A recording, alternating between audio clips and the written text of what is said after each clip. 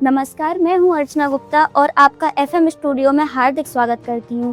आज हमारे साथ एक ऐसे व्यक्ति उपस्थित हैं जिन्होंने स्वास्थ्य सेवा को केवल अपना व्यवसाय नहीं बल्कि जन सेवा का माध्यम भी बनाया है। सेवड़ा नगर में निःशुल्क मेडिकल कैंप हो या 15 दिन 15 वार्ड जैसे जनहितकारी आयोजनों का अभियान हो, इन्होंने सभी को घर घर तक पहुंचाया है एवं हमेशा ही समाज के प्रति अपनी जिम्मेदारी को प्राथमिकता दी है।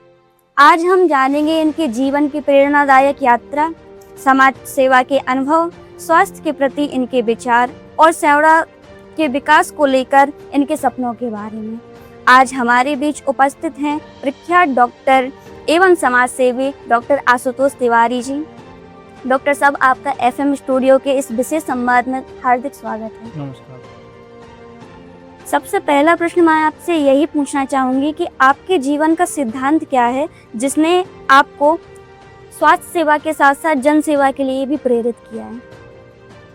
देखिए, मेरा जीवन गीता मेरी आदर्श पुस्तक रही है। मेरे घर पे मेरी दादी, मेरे पापा सदैव नित्य प्रतिदिन गीता का पाठ करते रहे और हमें उसका उपदेश देते रहे।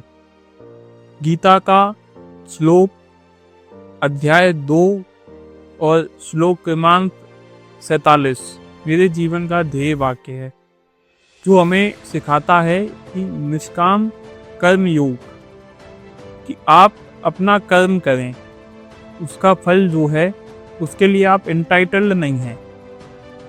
ये मेरे जीवन का सिद्धांत है।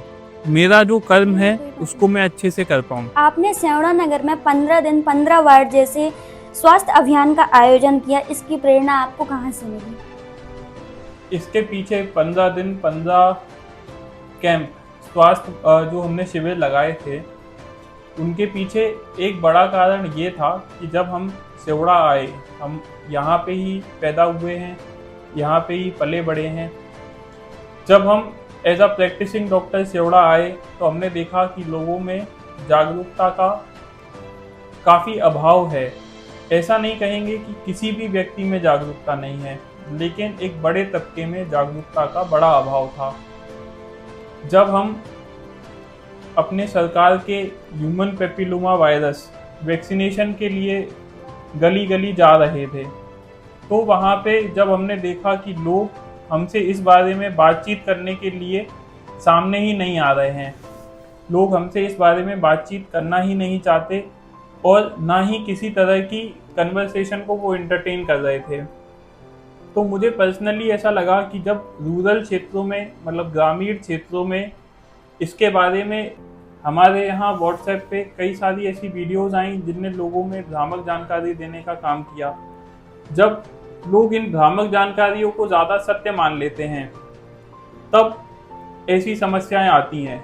तब हमें ऐसा लगा, जब हमने अपनी टीम से डिस्कस किया, अपने सीनियर्स से डिस्कस किया, जो अपने लोकल सीनियर्स हैं, जो मेरे बाहर के कॉलेज सीनियर्स हैं, हमने जब उनसे चर्चा करी, तब हमें यह समझ में आया कि यदि हमें यह संवाद को स्थापित करना है आम जनमानस और स्वास्थ्य विभाग के बीच, तो उसका एक ही तरीका है कि हम उनके मध्य पहुँचे। हम उनके मध्य कैसे पहुँच सकते हैं? हम उनके मध्य अपने कर्म को लेके पहुँच सकते हैं।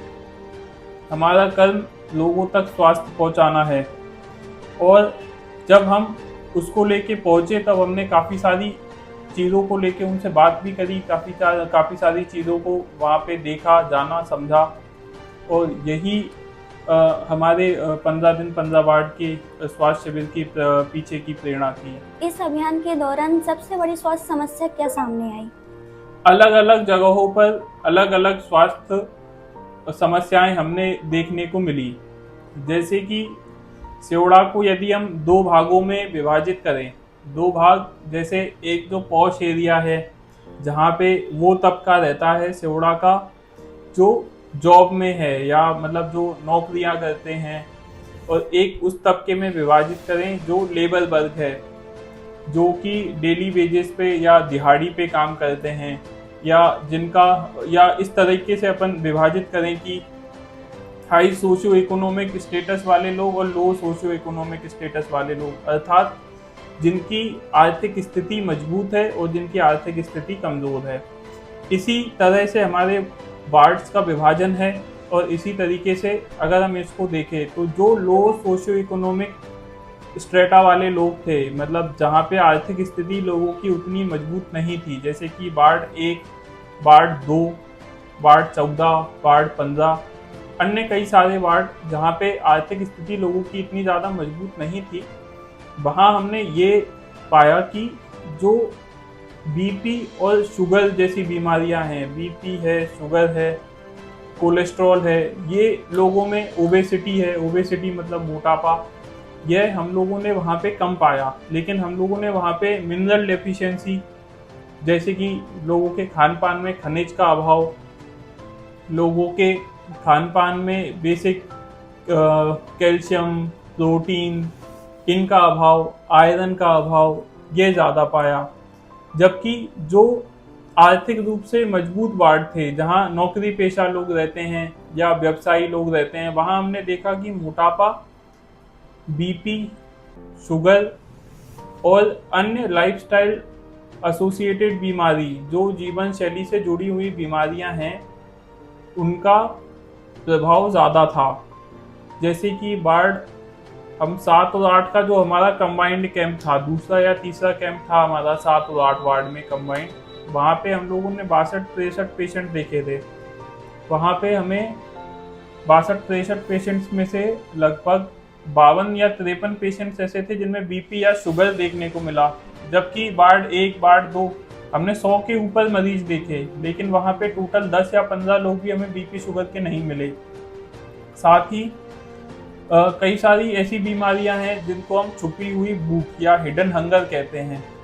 हिडन हंगर का मतलब ये होता है, ये भारत की बड़ी समस्या है कि हमारे यहाँ कैलोरी रिच, मुझे ऐसा लगता है जहाँ तक मैंने पढ़ा है कि जब हमारा देश आज़ाद हुआ तब बड़ी समस्या यह थी कि 40 करोड़ लोगों को 1947-48 में भोजन कैसे उपलब्ध कराएं।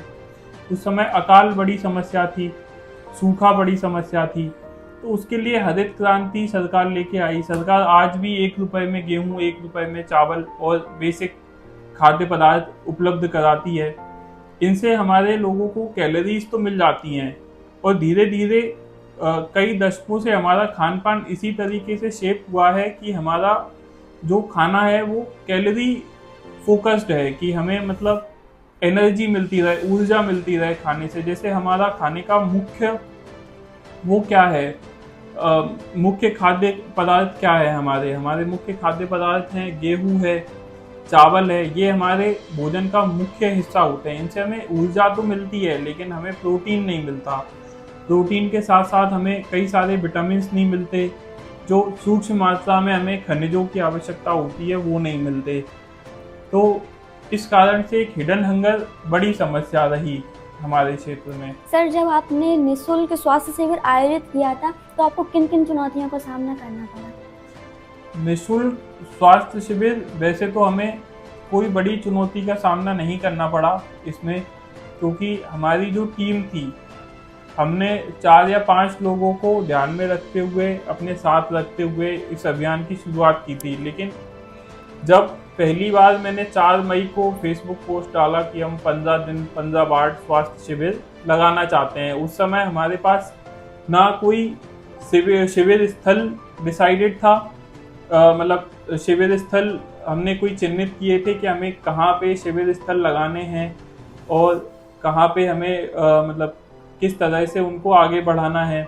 लेकिन उस पोस्ट पे इतना अच्छा रिएक्शन रहा लोगों का, हमारे लोकल लोगों का, लोग वॉलंटरीली अपनी स्वेच्छा से साथ में आए, सामने आए, हमारे हमसे जुड़ते गए, तो हमें कोई विशेष समस्या का अभाव तो नहीं लगा। साथ में जो हमारे एसोसिएटेड कंपनीज थी, जैसे जो हमें दवाइयाँ प्रोवाइड करती हैं, हमने उनसे बात करी तो उनने भारी मात्रा में हमें सैंपल्स उपलब्ध कराए अच्छे ब्रांड्स के। और जो हमारे लैब पार्टनर्स थे उनसे भी जब हमने बात करी तो उनने भी अपने रेट्स को लगभग जो नॉर्मल रेट्स हैं उनको कट डाउन करके लगभग 20 या 30% पे ला दिया। जैसे कोई जांच 100 रुपए की थी तो हमारे कैंप में 20 रुपए की हो रही थी, या जो 200 रुपए की थी वो 40-50 रुपए में ऐसी बेसिक जांचें हो रही थी। साथ में हमें जो हमारे सीनियर डॉक्टर्स हैं जिनसे हम शुरू से जुड़े रहे हैं कॉलेज टाइम से, उनका भी हमें काफ़ी सहयोग मिला यहाँ पे। जैसे हमने जब मेगा कैंप आयोजित जब हमने आयोजित किया तो हमें 5 या 6 डॉक्टर्स, विशेषज्ञ डॉक्टर्स का साथ मिला। इसमें एक बड़ी समस्या ये हमें देखने को मिली, जैसे हम कुछ वार्ड्स में गए, उनका मैं नाम मेंशन करना ठीक नहीं समझूंगा, लेकिन वहाँ पे ऐसा था कि कई दफ़ा ऐसे आयोजनों में जब हमारी टीम में सीमित लोग थे और उन सीमित लोगों के काम भी निर्धारित थे, तो ऐसे में व्यवस्था बना के रखना एक बड़ी चुनौती हो जाती है। व्यवस्था का दारमोदार ऐसी स्थिति में जनता के ऊपर होता है। कुछ वार्डों में ऐसी स्थिति बनी कि हमें थोड़ा सा अव्यवस्था का सामना करना पड़ा, लेकिन कोई ऐसी बड़ी चुनौती हमें देखने को नहीं मिली जिससे हमारा मार्ग अवरुद्ध हो सके।